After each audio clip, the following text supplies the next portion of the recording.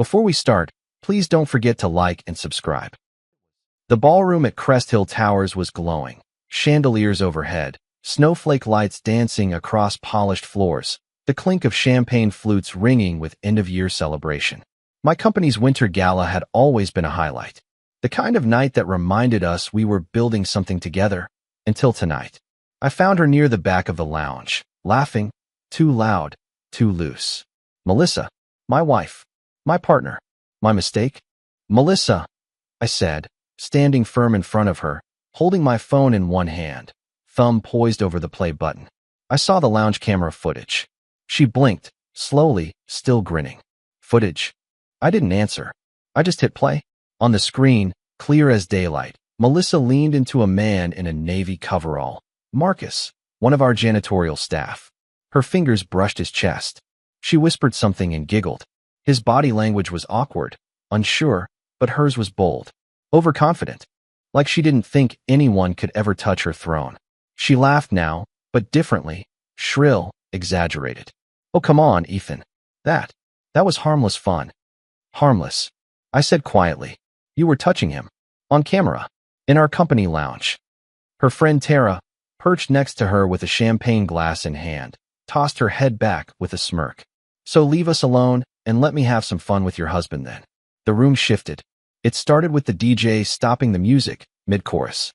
Conversations fizzled out. Chairs stopped scraping. Dozens of eyes turned. I saw our CFO stiffen. A marketing intern half-choked on her mimosa. Melissa's smile wavered.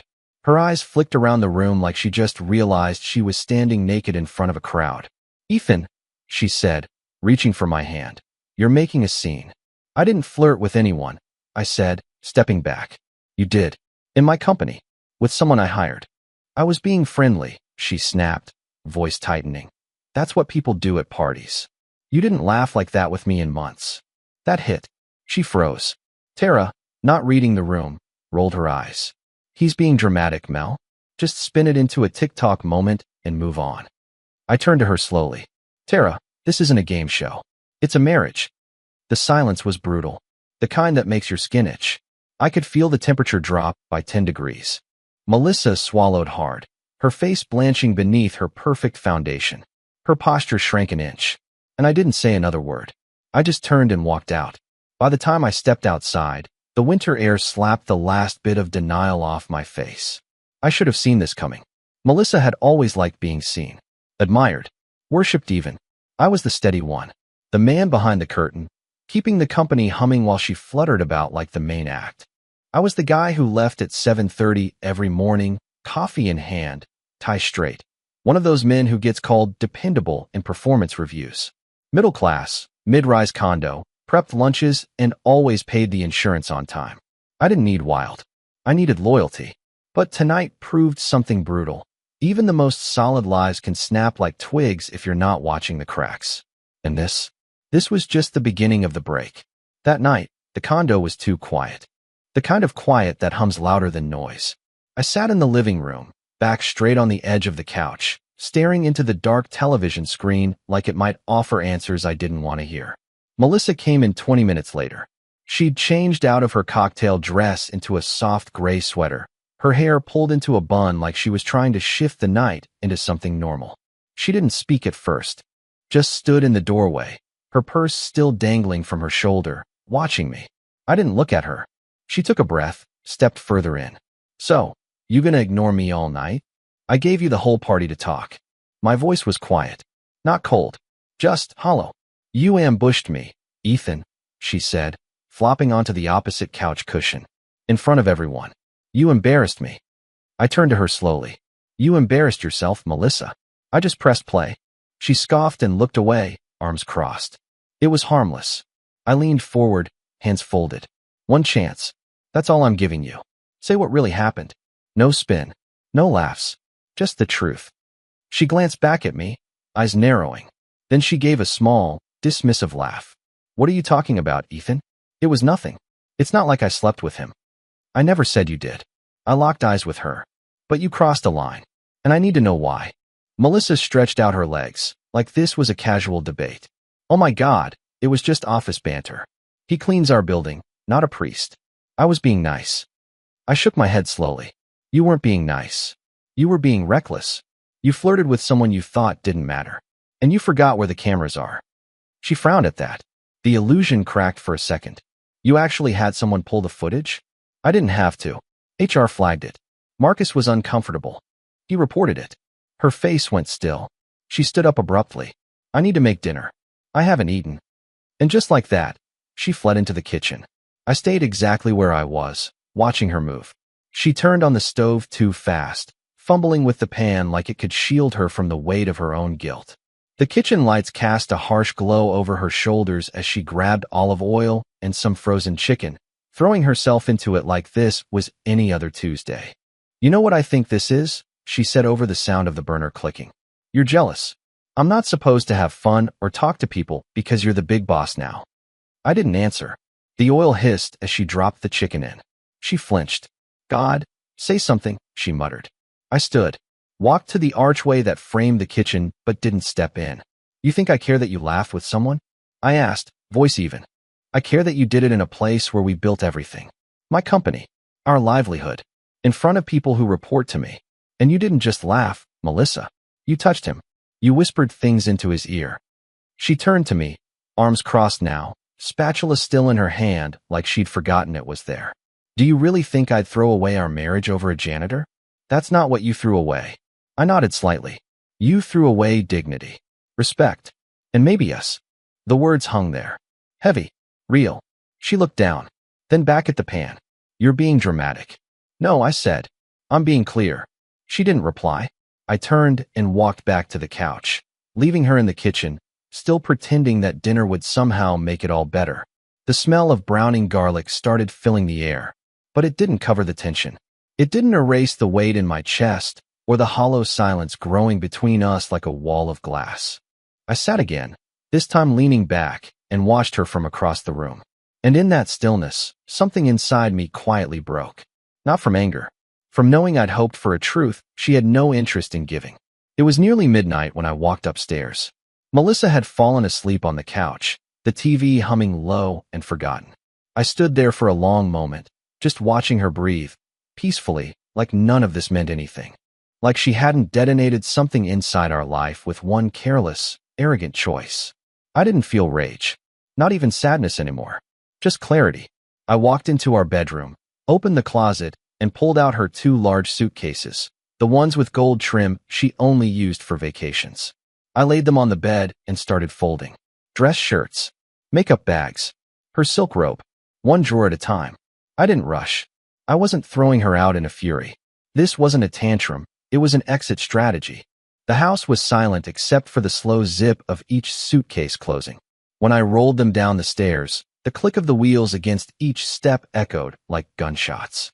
The moment I reached the door, I hesitated for half a second, then opened it, wheeled them onto the porch, and let them sit there beneath the porch light. Melissa stirred as I closed the door behind me. Her eyes fluttered open. What are you doing? She muttered, still half asleep. I stood there calmly, hands by my sides. You won't answer me honestly, so I'm answering for both of us. She sat up quickly, eyes narrowing. You're kicking me out. I packed what you need. The rest can be collected later. Melissa's voice sharpened. You're insane. You're not staying here. She stood now, voice rising. This is my house too, Ethan. You don't get to make that decision alone. Then you should have remembered that before you disrespected everything this house stands for. Her face twisted, shifting from shock to fury in seconds. You can't do this. I will not be humiliated like this. I didn't answer. I walked past her and sat down again in the armchair. Calm, grounded, like I was waiting for a storm that had already passed. She yanked open the door and stumbled out barefoot, shouting at the street, probably hoping a neighbor would peek out. Unbelievable. He's actually throwing me out like trash. But no lights turned on. No one came. Just the chill night wind carrying her voice. 15 minutes later, a knock came at the door. I opened it to find 2 police officers standing on the porch, Melissa right behind them, arms folded like a victorious chess player. Sir, one officer began. We received a complaint about a domestic dispute. There was no dispute, I said. She flirted with an employee. I asked her to leave. The younger officer glanced at the suitcases. Is she a resident of this address? She is. Then you can't legally evict her without due process. She has a right to remain in the residence until proper proceedings are followed. I nodded slowly. Understood. Melissa stepped past the officers with a smug little smile that could slice steel. She paused at the threshold, turned her head slightly, and said low enough for just me to hear, "Told you. You don't control everything, Ethan." I didn't move. I didn't flinch. I looked her dead in the eye. "I warned you, I don't bluff." Her smile faltered for a half second. Just a flicker. Then she walked inside, suitcase handle in hand, parading past me like she'd won something. But it wasn't victory she was dragging behind her. It was the opening of a war she didn't even know had started. I walked into my office at 8:03 the next morning, same as always. Jacket off, sleeves rolled, coffee in hand. But everything felt different. This time, I didn't open emails first. I didn't check sales projections or board memos. I opened one document, the internal HR roster, and typed a name into the search bar, Wendy Carlisle, Melissa's younger sister, Human Resources Associate, employed 3 years, referred by me. I clicked terminate employment, not with anger, with precision. Cause, conflict of interest, breach of executive trust. I printed the form, signed the bottom, and handed it to our HR director without ceremony. Effective immediately, I said. By 5 that evening, the storm reached my doorstep. I heard the car pull up, the frantic knock seconds later. The door flew open before I could say a word. "Are you out of your mind, Wendy?" Her voice cracked as she burst into the entryway, cheeks streaked with tears, her purse barely clinging to her shoulder. Melissa trailed behind her, clearly the one who'd summoned her. "What is going on?" Wendy cried, her voice shaking. "Why did HR escort me out like I was some kind of criminal?" No explanation, just, "You've been released from your position?" I stood at the end of the hallway, hands in my pockets. Silent. "Ethan, talk to me," she begged. "You sponsored my hire. You trained me. What did I do?" Melissa placed a shaky hand on her sister's arm. I think this is just a misunderstanding. He's upset, okay? About the party," Wendy snapped toward her. "Wait, what? What does the party have to do with this?" Melissa's eyes darted to me, then to the floor. "Ethan thinks he believes I maybe flirted with someone I shouldn't have, and, well, things got taken the wrong way." "The wrong way," I said quietly. My first words since Wendy entered. They both turned to me. I didn't move. I didn't raise my voice. I just looked at Melissa. "You touched him, Melissa. You whispered in his ear and smirked when you walked away. You thought no one would notice. And now the fallout's here." Wendy looked between us, eyes widening. "You did what?" Melissa's mouth opened, then closed. She reached for Wendy again, but her sister stepped back. "Melissa," Wendy said, "do you know how hard I worked for that job? Do you know what it meant for me to build something without being in your shadow?" Melissa shook her head quickly. "This isn't about you, no. But now it is," Wendy said, her voice splintering. "Because you played with matches in his house, and now I'm burning for it." I didn't say a word. I just stood there, still as stone, watching them. Wendy turned to me one last time. "Please. I'm your employee, not hers. Can't we talk?" My silence was answer enough. She blinked at me, like seeing someone she didn't recognize, then slowly backed out the front door, wiping her eyes with the sleeve of her coat. Melissa watched her go, mouth trembling but silent. And I just turned away, walking down the hallway, leaving my wife alone in the dim light by the door. She was learning, one consequence at a time. Actions echo louder than intentions. The door had barely clicked shut behind Wendy when Melissa turned to me. Her face was pale. Gone was the self-assured smirk she'd worn the night before. Her hands trembled slightly as she closed the door and leaned her back against it, like she needed something to hold her up. "Ethan," she said quietly, not meeting my eyes. "Can we talk?" I didn't answer. I walked past her, back toward the living room. The air was thick again, not just with tension, but with something else. Defeat. Realization. Maybe both. She followed. "Please," she said again, stepping in front of me, voice softer now, like she was speaking to a stranger she didn't want to scare off. "Can we just talk? Not fight. Not punish. Just talk." I looked at her. Really looked at her. She was wearing that same oversized sweater from the night before. Hair still undone. No makeup. Just Melissa, stripped of her glamour, finally standing in the center of the mess she created. She reached for me. Her fingers hovered, like she wasn't sure if she was allowed to touch me anymore. I know things went too far, she whispered. I get it now. And I shouldn't have dragged Wendy into it. She didn't deserve that. My jaw clenched, but I stayed silent. Melissa pressed on, her voice shaking. Can we just call this even? I admit I was wrong. I was stupid, okay? Can we please not keep going down this road? Even, I said, barely louder than a breath. Her eyes lit up slightly, like maybe, just maybe, she was getting through. I stepped in closer.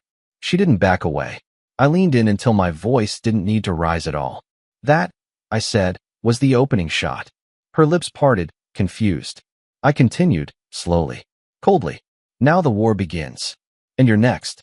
The words knocked the hope right out of her face. Melissa took a half step back, like they'd physically hit her. Her voice dropped to a whisper. Why are you doing this? I didn't blink. Because you made this a game. You smiled while setting fire to what we built. You thought the rules didn't apply to you. I said I was sorry, she said, voice shaking. Sorry, I repeated. Sorry doesn't put trust back in the box. Sorry doesn't fix what's already burned. I stepped past her slowly. She turned as I walked, trying to follow, but her legs didn't move. Her body stayed planted while her eyes trailed me. Like a woman watching someone walk away from the wreckage of a house she just realized was hers. When I reached the hallway, I turned back briefly. Melissa still stood there, frozen, arms wrapped around herself, shaking slightly. And then, without another word, she crumpled onto the couch, clutching a throw pillow like it might stop the unraveling. I watched her curl into herself. Her shoulders trembled, but I didn't flinch. The cold had shifted now. It wasn't coming from outside. It was radiating from me, and it was just getting started. The next morning, the sky was overcast, the city bathed in muted grays.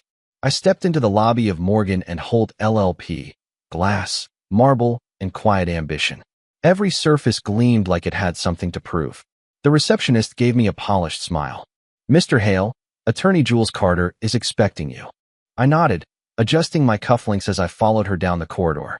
Jules Carter wasn't what I expected. He was younger than I imagined, maybe mid-30s, but everything about him screamed control. Crisp navy suit, gold tie pin, not a single wrinkle on his shirt or in his confidence. He stood when I entered. Ethan Hale. I've been briefed. Please, have a seat. We shook hands. Firm. Respectful. Jules didn't waste time. He opened a leather folder and slid it toward me. The footage, he said, tapping the screen of a slim tablet. Security feed from your company lounge. I've reviewed it twice. I leaned forward slightly as the clip played. Melissa, leaning close, laughing, the way her hand lingered on Marcus's chest. The whisper, the smirk. He hit pause. Here's the problem, Jules said, locking eyes with me. Legally, it's bad judgment. Unprofessional. But it's not enough. No direct language. No physical coercion. No explicit misconduct. So what are you saying? I asked calmly. I'm saying it won't hold in court. You'd lose. Your wife's lawyer would spin it as harmless interaction, an overly friendly gesture misinterpreted. I didn't move. I just studied him. Then I spoke clearly. Then it's time, I said, to apply pressure where it matters. Jules arched a brow, intrigued. Meaning, I don't need her behind bars. I need leverage. Influence. A story that doesn't unravel under soft lighting and excuses. Something with weight. Jules leaned back slowly in his chair, studying me now like I was the interesting part of the case. You want a stronger angle. I want truth, I said. And if that truth isn't enough in its current form, then we pull it into focus. We push until it matters. He nodded once. There are options. She's employed at your company. That opens the door to professional conflicts. Abusive access. We could explore workplace boundaries, HR violations. Build a pattern. She's already off payroll, I said. Termination comes next week. I'm taking it one step at a time. Clean, he replied. Methodical. I like that. I leaned in. This isn't revenge. This is correction. I gave her every chance to walk out with dignity. And now? Jules asked. Now, I said, eyes steady. We make sure she doesn't think she can float through this untouched. Jules smiled faintly. You're not like most of my clients, Mr. Hale. I'm not like most husbands, I said. We shook hands again, and I left the office with my coat over my arm, wind slicing down the street like a warning. My mind wasn't spinning anymore. It was focused, Not just on what she'd done, but on what came next. The next day, the office buzzed with the usual rhythm. Keyboards clicking, phones ringing, voices low and measured. But there was a tension in the air, something that rippled just beneath the surface. Everyone sensed a storm coming. I sat in my office, glass-walled, overlooking the open floor. The kind of space designed to keep secrets impossible. You could see everything. And today, that was intentional. At 11:12 a.m., I buzzed reception. Send Melissa in. She entered 2 minutes later. Burgundy blouse. Heels too high for a casual workday. Lipstick slightly too perfect. She thought this was just about appearances. She had no idea the mask was about to crack. Close the door, I said. She did. Sit down. She raised her eyebrows slightly but obeyed. Did you really make me come all the way up here just to talk like strangers? I didn't answer. I opened the drawer, pulled out a single sheet of paper, and slid it across the glass desk. Her eyes dropped. Notice of termination, she didn't pick it up. Just stared at the top line like it might change if she looked long enough. Her voice broke the silence. You're firing me? Yes. From the company I helped build with you? You flirted with a subordinate employee in a monitored space. There are statements, footage, and an HR investigation that confirms it. It was nothing, she snapped. I didn't flinch. Then this will be nothing too. She stared at me, lips parted, voice low. Is this about the divorce? This is about accountability, I said. But yes, you'll now have plenty of time to prepare. A flicker of panic crossed her face. Can we talk privately? This is private. I mean, not with the whole floor watching us like a damn fishbowl. She motioned behind her, where the staff could see everything. A few heads were already subtly turned toward us, pretending to look elsewhere. She leaned closer. Please, Ethan, don't do this like this. I met her eyes. You did this like this. Not me. Then I pressed the intercom. Security to my office. Her face paled instantly. Ethan, the guard entered within a minute, a quiet presence in a charcoal uniform. Melissa stood slowly. You're making a mistake. This is going to haunt you. I didn't answer. I didn't even blink. The guard held the door open as she stepped out, the letter still clenched in her hand. The glass door clicked behind her, louder than it needed to. The floor fell silent. Everyone knew what just happened. They didn't look at me. They didn't whisper. They just watched. And Melissa? She turned back once, right before the elevator. Her eyes were full of something I hadn't seen in her in a long time. Not defiance. Not confidence. Fear. Real quick, hit the like button to boost the story. I found him in the break room, just past noon. Marcus stood alone near the vending machines, awkwardly sipping from a paper cup of lukewarm coffee. He was dressed in the same navy jumpsuit he always wore, a little too large for his thin frame, and his eyes darted toward the exit every few seconds like he was waiting for someone. Maybe an escape. He didn't see me until I was already beside him. Marcus, I said calmly. He flinched, nearly spilling the coffee. Mr. Hale, sir. I was just taking a short break. I didn't. I held up a hand to stop him. Relax. You're not in trouble. He nodded quickly, though his grip on the cup tightened. Right. Okay.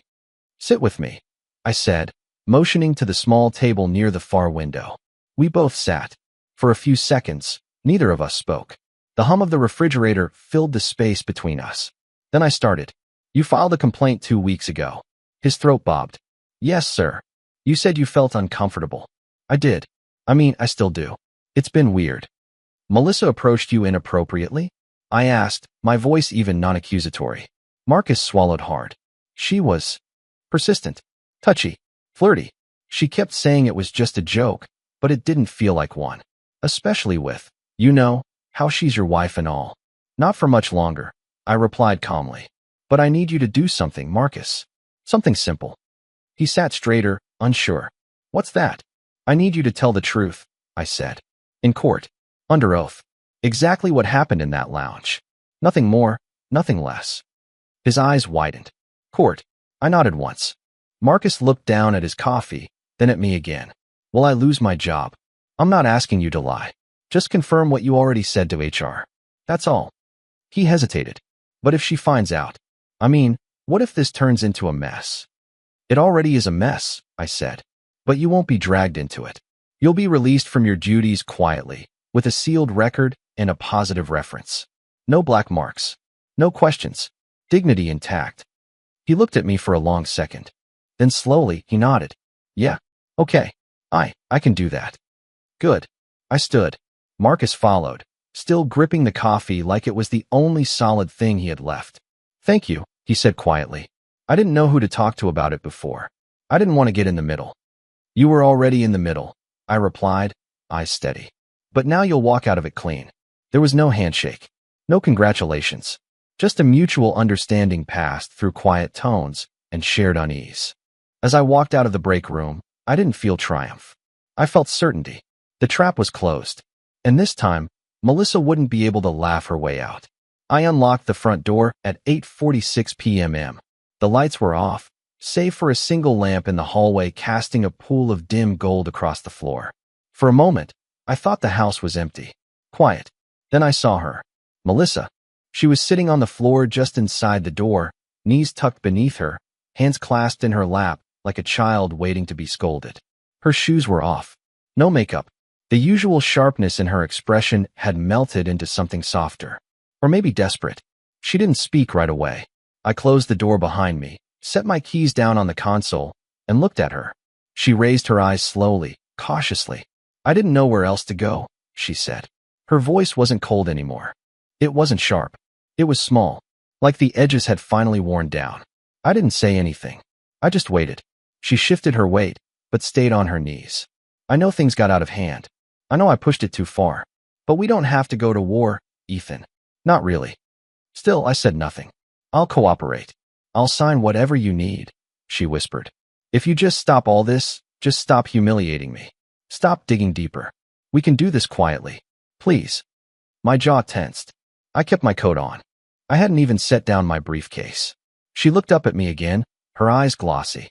I'll tell the truth. About everything. If that's what you want. That was the moment she played the last card she had left. I bent down just enough so she'd hear me clearly. My voice was low, controlled, and colder than the air outside. The cleaner, I said, will tell the court everything. Melissa blinked. What? I spoke to him today. Marcus. He's testifying. Her lips parted, but no sound came out. Your truth, I said, standing upright again, means nothing now. She sank further to the floor, like the weight of that sentence had physically crushed her. No, she whispered. You can't. Ethan, you don't have to do this. Please. I was scared. I didn't know it would go this far. You can't just let this ruin everything. I stepped around her slowly. You ruined everything, I said, walking past. She reached for my leg, but I pulled away without breaking stride. Please, Ethan. Her voice cracked. Please don't do this. Please don't do this to me. I paused at the bottom of the stairs, looked back one last time. She was still on her knees, crumpled against the wall, face buried in her hands. The sobs came next. Deep, guttural. They echoed through the hall, but they didn't reach me. Because something had changed. The woman who used to walk around this house like it was her stage was now on the ground, asking for a deal she no longer had the leverage to make. The emotional power had shifted, and she felt it. Every second of it. I walked upstairs without another word. No comfort. No consolation. Just the sound of her crying behind me, fading step by step. And when I closed the bedroom door, there wasn't relief. There was stillness.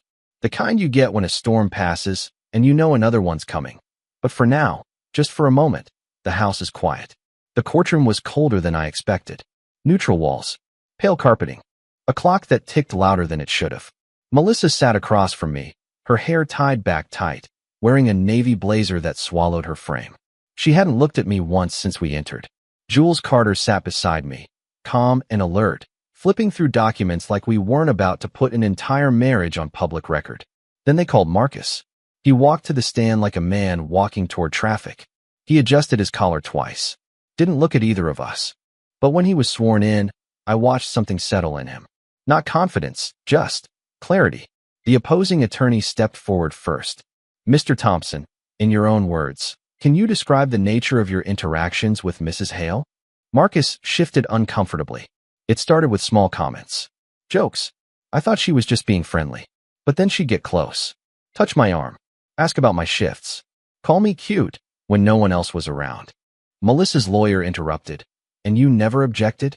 I didn't know how, Marcus said honestly. She's the wife of the boss. You don't just file a complaint and expect to keep your job. A murmur spread through the room. The judge raised her hand. Order. Jules stood. Did you feel you were in a position where saying no might cost you? Yes, absolutely. And did Mrs. Hale ever apologize or acknowledge that her behavior was inappropriate? Marcus shook his head slowly. No. She just laughed. Said I was lucky she noticed me. Melissa flinched. Just slightly. The judge leaned forward. And do you believe this behavior was manipulative? Yes, Your Honor, Marcus said. She knew exactly what she was doing. The silence that followed was final. 30 minutes later, the judge delivered her ruling. Given the testimony and submitted evidence, the court finds no grounds to grant spousal compensation to Mrs. Hale. Property rights will proceed per agreement. Mrs.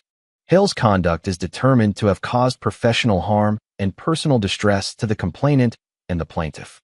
Melissa didn't speak. She didn't move. She just sat still, her hands clasped so tightly they turned white. After the hearing, I found Marcus near the elevators. He looked tired, but lighter somehow. You did the right thing, I said simply. He nodded. Thanks for not throwing me under the bus. I promised you'd walk out clean. I meant it. 2 days later, Marcus's resignation was processed. No drama. No gossip. His exit interview was short. I made sure HR gave him a strong reference. No headlines. No whispers. Just a quiet departure, the kind I knew he deserved. The morning after the hearing, the sun was out for the first time in what felt like weeks. Light streamed through the office windows, making the glass walls of my office glow faint gold. There was a strange calm in the building, a quiet that didn't feel heavy anymore. I sat behind my desk, reviewing quarterly projections, when a soft knock came. I looked up. Wendy stood in the doorway. She looked unsure, like someone entering a room they'd once called home but had long been locked out of. I got your message, she said carefully. Is this real? I nodded. Come in. She took a step inside, still holding her purse in front of her like a shield. Ethan, I don't even know what to say, she stammered. I thought I was done here. You didn't owe me anything after everything. I never held your last name against you, I said. She let out a shaky breath. Still, I didn't defend you. I didn't even ask Melissa what happened. I just panicked. I thought. I stood, walked around the desk, and met her halfway. Wendy, I said, voice steady. Melissa's astral body got caught in the blast wave she created. It wasn't your fault. Her mouth parted, confused. Wait, what? I gave a faint smile. What I mean is, she made a mess. A calculated, arrogant mess. And you were collateral. But I've seen your work. I've watched you grow. You earned your place here. So if you still want it, before I could finish, she dropped her purse on the chair and stepped forward. Then, without hesitation, she threw her arms around me. The hug was tight. Real. Not performative. Thank you, she whispered. Seriously, thank you. I didn't say anything for a moment. I just let her hold on. When she stepped back, her eyes were glassy but grateful. I'll prove you made the right call, she said. I know you will. Later that morning, when the staff saw her walking back into the HR wing, heads turned, but not in judgment. More like relief. Like something had finally righted itself. Someone brought her a coffee. Someone else offered to help her set up her computer again. No gossip. No whispers. Just a quiet return to normal. And from my office, behind glass that no longer felt like armor, I watched the floors settle back into rhythm. Not because of revenge. Not because of power.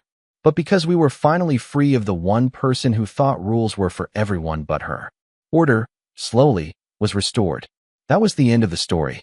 I keep thinking about Marcus. The way he stood up in court and told the truth, even knowing how uncomfortable it made him and how close he came to losing everything. Did he do the right thing? Or would you have stayed silent in his place? Let me know in the comments. And if this story hit you somewhere deep, don't forget to like and subscribe. I've got more coming.